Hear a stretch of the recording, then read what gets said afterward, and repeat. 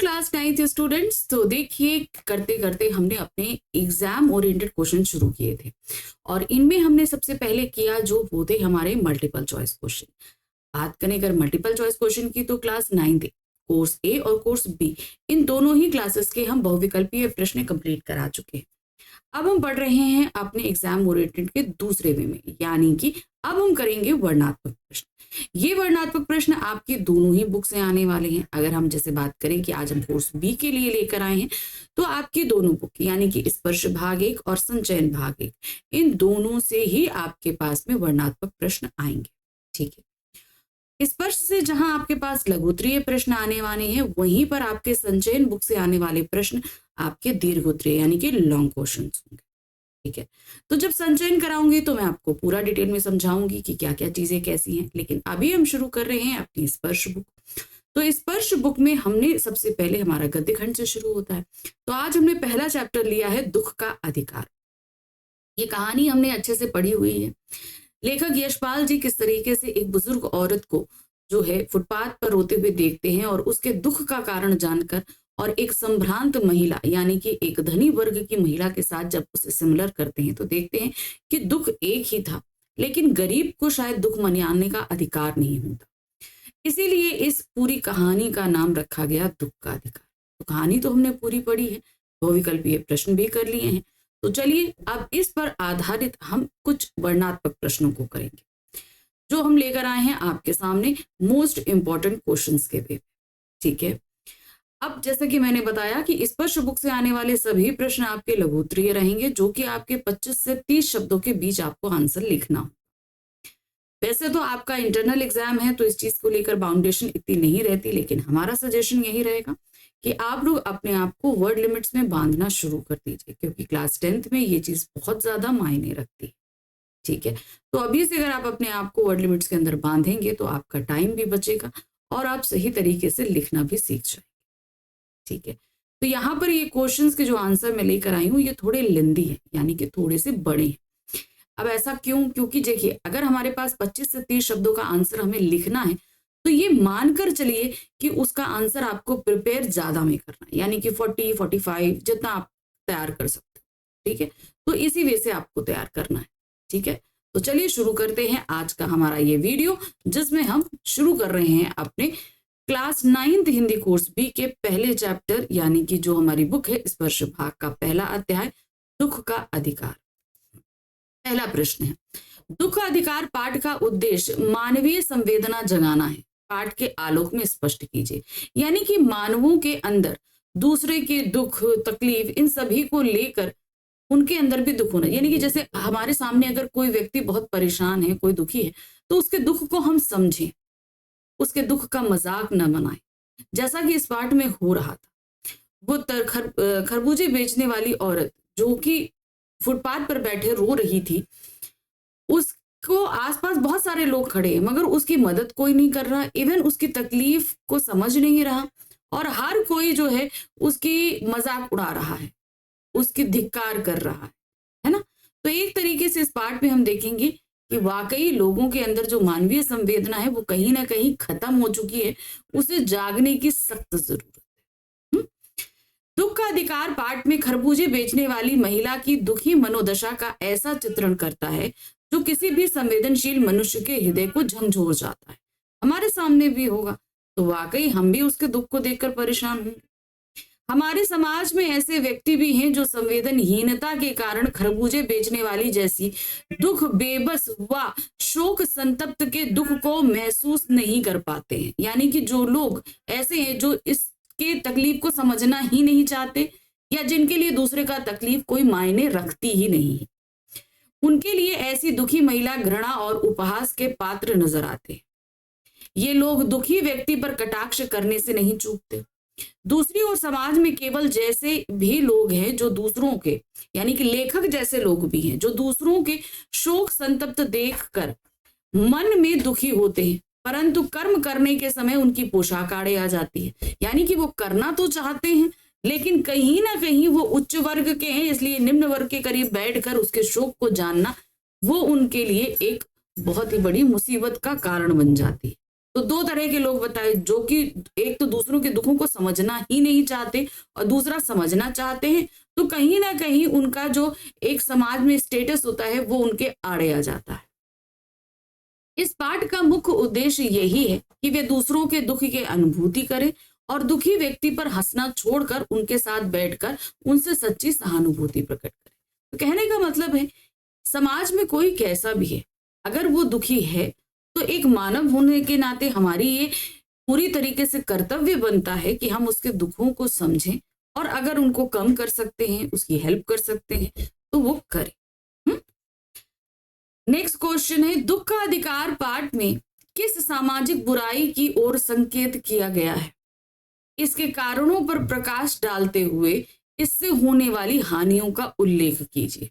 तो एक जो सबसे बड़ी सामाजिक बुराई हमारे सामने निकल कर आई वो था भगवाना, यानी कि उस खरबूजे बेचने वाली औरत का जब बेटा उसको सांप काट लिया तो उसके इलाज की बजाय उसके झाड़ फूंक की तरफ ध्यान दिया गया।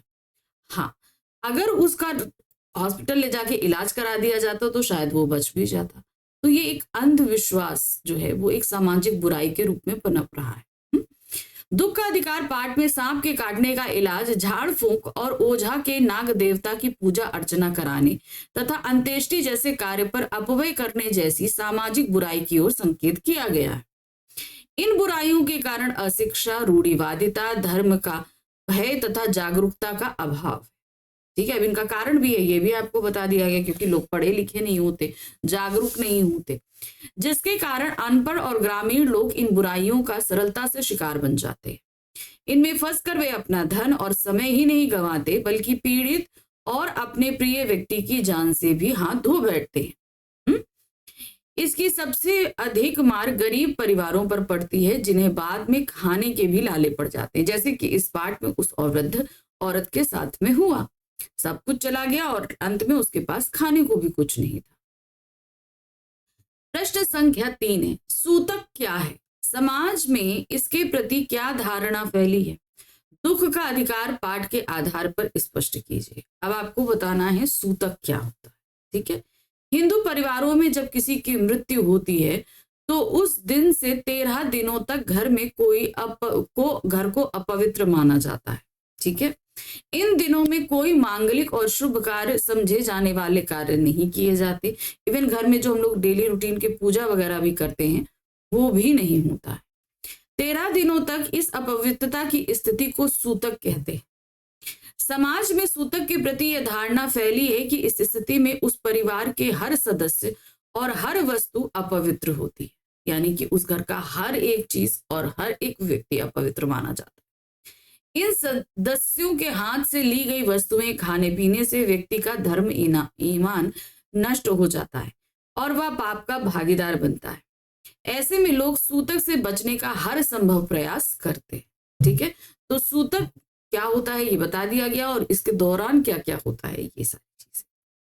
प्रश्न संख्या 4 है, कभी कभी पोशाकें मनुष्य के लिए बाधक सिद्ध होती हैं। ऐसी पोशाकों की तुलना किससे की गई है और क्यों की गई है? इसकी तुलना कवि ने जो है वो पतंग से करी थी, है ना। चलिए देखिए क्या है।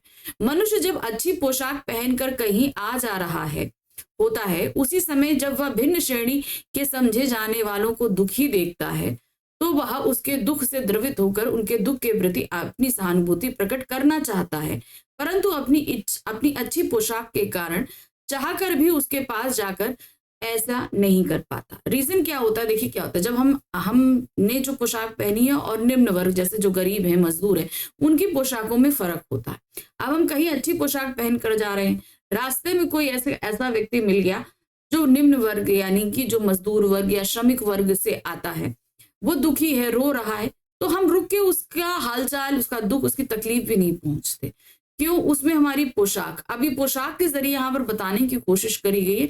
पोशाक हमारा समाज में स्टेटस को बताता है, तो वो स्टेटस हमें जो है वो गरीब व्यक्तियों के दुख जानने की जो है इजाजत नहीं देता, क्योंकि सब कहेंगे, सब मान लीजिए हमने अच्छी पोशाक पहन के जो व्यक्ति को हमने अगर पूछा, सब कहेंगे अरे यार ये कैसा व्यक्ति है, इतने गंदे लोगों के पास जाकर ऐसे बात करा, इतने अच्छे कपड़े पहने।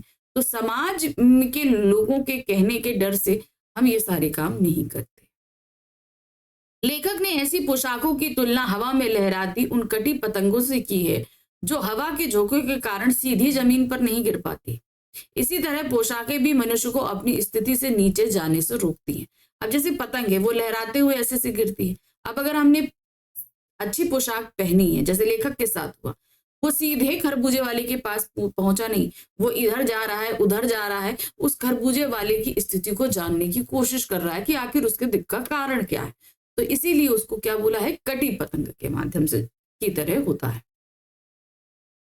भगवाना कौन था और उसकी मृत्यु किस तरह हुई? तो हम सभी को पता है कि भगवाना उस खरबूजा भेजने वाले की बेटा था। अब उसकी मृत्यु कैसे हुई? वो सुबह सुबह खरबूजे तोड़ने जब गया तो वहां पर जो है मेड़ पर बैठे एक सांप ने उसे काट लिया था, है ना। देखिए क्या है, भगवाना खरबूजा बेचने वाली महिला का 23 वर्षीय बेटा था। वह अपने घर का एकमात्र कमाऊ सदस्य था जो शहर के पास 1.5 बीघे जमीन पर सब्जियां उगाकर गुजारा करता था। वह मुंह अंधेरे खेत में पके तरबूजे तोड़ने गया था ताकि उन्हें इकट्ठा कर बाजार में बेच सके। खेत की गीली मेड़ की तरावट पर एक सांप विश्राम कर रहा था। भगवाना उसे देख ना पाया और उसका पैर सांप पर पड़ गया। सांप ने उसे डस लिया।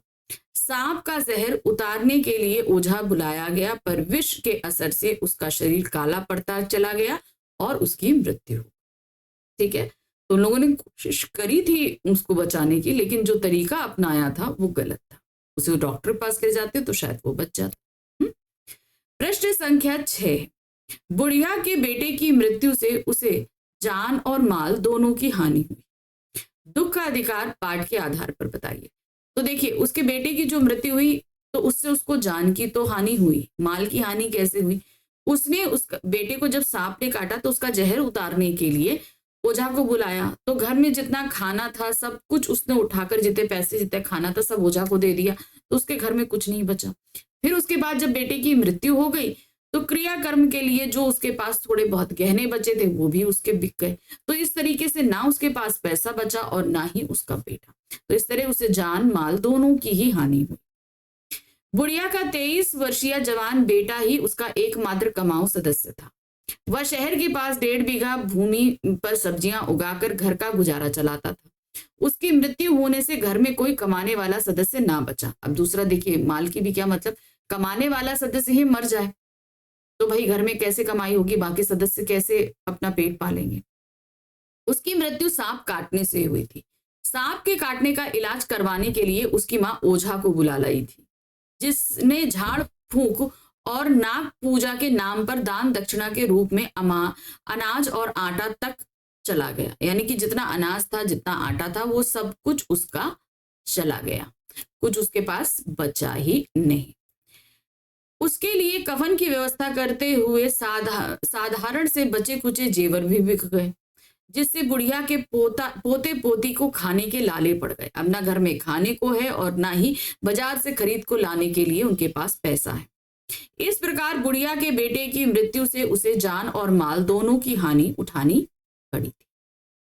प्रश्न संख्या 7 है, लेखक उस रोती हुई स्त्री के समीप क्यों नहीं जा पाया? उसका सबसे बड़ा कारण था उसकी पोशाक, है ना। लेखक उस रोती हुई स्त्री के समीप इसलिए नहीं जा पाया क्योंकि वह स्त्री फुटपाथ पर बैठी थी और उसका बेटा एक दिन पहले मरा था और लोग उस स्त्री के बारे में घृणापूर्वक बातें कर रहे थे। लेखक अच्छी पोशाक में था और समाज में उसका अलग रुतबा था, इसलिए वह रोती हुई स्त्री का दुख बांटने के लिए समीप ना जा पाया। तो स्त्री गरीब थी और जो है हमारे लेखक थे, उन्होंने अच्छी पोशाक, यानी कि समाज में एक अच्छा स्टेटस रखते हैं, उनके पास पैसे थे, इसलिए वो उस गरीब महिला का दुख नहीं जान पाने के लिए उसके पास नहीं जा पाए। प्रश्न संख्या 8 है, भगवाना अपना घर कैसे चलाता था? वो किस तरीके से चलाता था? नदी के किनारे उसके पास जमीन थी जहां पर वो कचियारी यानी कि सब्जियां भाजी उगाकर उन्हें बाजार में बेचता था, जिससे उसका घर चलता था। भगवाना शहर के समीप 1.5 बीघा जमीन में कचियारी अर्थात सब्जी उगाने का काम करता था। वह मुख्य रूप से खरबूजे उगाता था और उसको डलिया में भरकर बाजार बेचने जाया करता था। कभी कभी उसकी माँ भी उसके साथ बाजार खरबूजे बेचने जाया करती थी। इस प्रकार वह अपने घर की रोजी रोटी चलाता था। दुख के अधिकार पाठ के आधार पर बताइए कि लेखक ने उस रोती हुई महिला के दुख का अनुमान कैसे लगाया। अब आपको बताना है कि वो जो रोती हुई महिला थी उसका दुख का अनुमान हमारे लेखक ने किस प्रकार लगाया। लेखक ने उस रोती हुई महिला के दुख का अनुभव अपने पड़ोस की संभ्रांत महिला के पुत्र वियोग से किया। अब ये तो समझ में आ गया था कि उस वृद्ध महिला का बेटा मर गया है। अब उन्होंने सिमिलर करने के लिए लेखक के पड़ोस में एक जो है धनी वर्ग की महिला के बेटे की मृत्यु हुई थी, तो उसका दुख और इस खरबूजे बेचने वाले दुख, इन दोनों की तुलना करी। महिला के पुत्र वियोग की दशा को याद करके लगाया। जैसे वह महिला अपने पुत्र के मर जाने के बाद 2.5 मास तक पलंग से उठ ना सकी, यानी कि 2.5 मंथ तक वो पलंग से उठी नहीं, उठती थी बार बार बेहोश हो जाती थी और हर 15 मिनट में उसको मूर्छा यानी कि बेहोशी आ जाती थी और आंसू ना रुक रहे थे। भले ही वह महिला अमीर थी और खरबूजे बेचने वाली स्त्री गरीब थी, लेकिन थी तो दोनों ही माँ। दुख का अनुभव और अनुभूति सबको बराबर होती है, यानी कि दोनों के जवान बेटे खत्म हुए थे, दोनों माँ थी, उनको दुख तो बराबर हो रहा था। माना कि एक धनी थी एक गरीब थी, लेकिन दुख तो दोनों के बराबर ही थे ना, जो चीज उनके साथ घटी थी। प्रश्न संख्या 10 है, भगवाना के मरने के बाद उसके परिवार की दयनीय स्थिति का वर्णन कीजिए। खाने को अनाज नहीं है, घर में पैसा नहीं है, बहू बीमार है, भगवाना की बीबी बीमार है, उसके इलाज के लिए पैसे नहीं है, बच्चे भूख से तड़प रहे हैं, तो स्थिति बहुत ही ज्यादा दयनीय हो चुकी थी। भगवाना के सर्प के काटने पर उसके घर में जो चीजें थी वह सब उसको बचाने के लिए गए दान में खर्च हो गई। अब भगवाना के मृत शरीर को ढकने के लिए कपड़े खरीदने के भी पैसे नहीं थे। ऊपर से उसकी पत्नी और बच्चों का रो रो कर बुरा हाल था। उसकी पत्नी बुखार से तड़प रही थी तो उसके बच्चे भूख से मर रहे। ये स्थिति थी। इस अध्याय की शीर्षक दुख का अधिकार की सार्थकता प्रमाणित कीजिए। अब इसका जो चैप्टर का नाम दिया गया है दुख का अधिकार, जैसा कि मैंने आपको वीडियो के स्टार्टिंग में ही बताया था कि धनी और जो निर्धन, इन दोनों को दुख मनाने का अधिकार बराबर नहीं होता। दुख भले बराबर, लेकिन इनकी जो आर्थिक स्थितियां होती हैं उसके हिसाब से गरीबों को वो दुख मनाने का उतना अधिकार नहीं होता जितना कि धनी वर्ग मनाते हैं। दुख का अधिकार पाठ में लेखक ये बताना चाहता है कि चाहे अमीर हो या गरीब, दुख सभी को होता है और उस दुख को प्रकट करना हर व्यक्ति का अधिकार होता है। भले ही आप पद में या रुतबे में काफी अमीर हो या निम्न श्रेणी के हो, लेकिन दुख की अनुभूति आपको हर व्यक्ति के जैसे ही होती है। समझ में? तो दुख हम सबको एक जैसा बराबर ही होता है, भले हमारी आर्थिक स्थितियां जैसी भी। प्रश्न संख्या 12 है, बुढ़िया की उस विवशता का उल्लेख कीजिए जिसके कारण उसको सूतक में भी खरबूजे बेचने आना पड़ा। दुख के अधिकार पाठ के आधार। अब उसकी विवशता क्या थी? घर में अनाज नहीं था, पैसे भी नहीं थे कि उस अनाज को बाजार से खरीद कर लाया जाए। घर में बहू बीमार थी, उसके इलाज के लिए पैसे नहीं थे, बच्चे भूख से तड़प रहे थे, रो रहे थे, उनको कुछ खाने देने के लिए भी पैसे नहीं थे। अब इन सब की में सबसे सही कौन थी? वो उसकी माँ। तो वो अपने दुख को भूल कर खरबूजे बेचने चली आई कि कुछ पैसे अगर मैं कमा लूंगी तो बच्चों को खाने को हो जाएगा और बहू के लिए इलाज के लिए पैसे भी आ जाए। बुढ़िया के घर में सूतक था, लेकिन उसकी बहू बुखार से तप रही थी और पिता के मर जाने के बाद बच्चे भी भूख से तड़प रहे थे। अपने बेटे भगवाना के मृत शरीर को ढकने के लिए उसको एक सफेद कपड़े की जरूरत थी। घर में दान देने के बाद कुछ भी नहीं बता था जिसको वह बेचकर इन सभी आवश्यकताओं की पूर्ति कर पाए, इसलिए उसको विवश होकर सूतक में भी खरबूजे बेचने आना पड़ा था। प्रश्न संख्या 13 है, बाजार के लोग स्त्री के विषय में क्या क्या बात कर रहे थे अपने शब्दों में लिखिए। सब उसको जो है, कोई उसको बोल रहा था बिल्कुल बच्चे का दुख नहीं है, धन की लोभी है, निर्दयी है, बहुत सारी बातें लोग कह रहे थे, है ना। बाजार के लोग स्त्री के विषय में बड़े ही घृणापूर्ण शब्द से कह रहे थे कि एक व्यक्ति थूकता हुआ उसे बेहया बोलता है और दूसरा व्यक्ति अपनी दाढ़ी खुजाता हुआ उसे बोलता है जैसी नियत होती है अल्लाह उसे वैसी ही बरकत देता है। फुटपाथ पर खड़े एक व्यक्ति ने दिया सलाई से कान को खुजाते हुए कहा कि इसके जैसे लोगों के लिए रिश्ते और धर्म सब रोटी के टुकड़े के बराबर होते हैं। अब कोई उसकी व्यवस्था को नहीं समझ रहा, लेकिन उसको तरह तरह की बातें कहे जा रहा। प्रश्न संख्या 14 है, खरबूजे बेचने वाली स्त्री से कोई खरबूजा क्यों नहीं खरीद रहा था? इसका सबसे बड़ा कारण था कि उसके घर में उसके बेटे की मृत्यु हुई थी, जिसके कारण उसके घर में 13 दिन का सूतक लगा था। अब इस दौरान उसके घर से कोई भी चीज कोई ले नहीं सकता था, नहीं तो उसका धर्म भ्रष्ट हो जाता। खरबूजे बेचने वाली स्त्री से कोई खरबूजा इसलिए नहीं खरीद रहा था क्योंकि उस स्त्री का बेटा एक दिन पहले मर चुका था और उसी स्त्री के घर में सूतक था। लोगों को भय था कि स्त्री के घर में सूतक होने से उसका खरबूजा जो खरीद कर प्रयोग करेगा, उसके घर में भी कोई ना कोई मृत्यु होगी, यानी कि उसके लिए भी वो अशुभ हो जाएगा जो भी उस खरबूजे को खरीद लेगा। प्रश्न संख्या 15 है, बुढ़िया को देखकर लेखक को अपने पड़ोस की संभ्रांत महिला की याद क्यों आई? क्योंकि दोनों के ही, बुढ़िया के भी जवान बेटे की मृत्यु हुई थी और उस संभ्रांत महिला के भी जवान बेटे की मृत्यु हुई थी, लेकिन उस संभ्रांत महिला की स्थिति ऐसी थी कि वो 2-2.5 महीने तक बिस्तर पर ही थी, लेकिन यहाँ पर बेटे की मृत्यु के जस्ट दूसरे दिन उस बुढ़िया को अपने परिवार की लाचारी, विवशता, धन की कमी के कारण जो है बाजार में आकर खरबूजे बेचने पड़ रहे थे। बुढ़िया को देखकर लेखक को अपने पड़ोस की संभ्रांत महिला की याद इसलिए आई क्योंकि उस महिला का बेटा भी मृत्यु को प्राप्त हो गया था और वह संभ्रांत महिला पुत्र की मृत्यु के बाद 2.5 मास तक पलंग में उठ ना सकी। उनके पड़ोस की वह महिला अमीर थी, लेकिन पुत्र वियोग की अनुभूति उस गरीब खरबूजे बेचने वाली स्त्री के ही बराबर थी। वो 2.5 महीने तक बैठी, लेकिन ये दूसरे ही दिन बाजार में आ गई। दुख दोनों का सेम था, लेकिन जो है मनाने का अधिकार इसलिए नहीं था क्योंकि एक की आर्थिक स्थिति सही थी और दूसरे की आर्थिक स्थिति बहुत ही निंदनीय थी, इसलिए उन दोनों को दुख मनाने का अधिकार भी बराबर नहीं था। इसी बात से लेखक को उस पड़ोस की महिला की याद आई थी। तो देखिए कितनी जल्दी हमने आज अपने पहले chapter class 9th Hindi course B का जो पहला चैप्टर था दुख का अधिकार, उसके वर्णनात्मक प्रश्नों को, बस इसी तरीके से हम बढ़ रहे हैं और जल्द ही हम सभी अपने वर्णनात्मक प्रश्न भी खत्म करेंगे। तो चलिए जल्दी ही मिलते हैं फिर से हम अपने नेक्स्ट चैप्टर के साथ में आपके साथ और देखेंगे उसके भी वर्णनात्मक प्रश्न। ठीक है, थैंक यू फॉर वॉचिंग। और हाँ, देखना तो है लेकिन साथ ही साथ लाइक, सब्सक्राइब और शेयर भी करते जाना है। कोई भी चीज है आप कमेंट बॉक्स में ड्रॉप कर सकते हैं, आपको मैं जवाब जरूर दूंगी। ठीक है, चलिए मिलते हैं जल्दी, बाय बाय।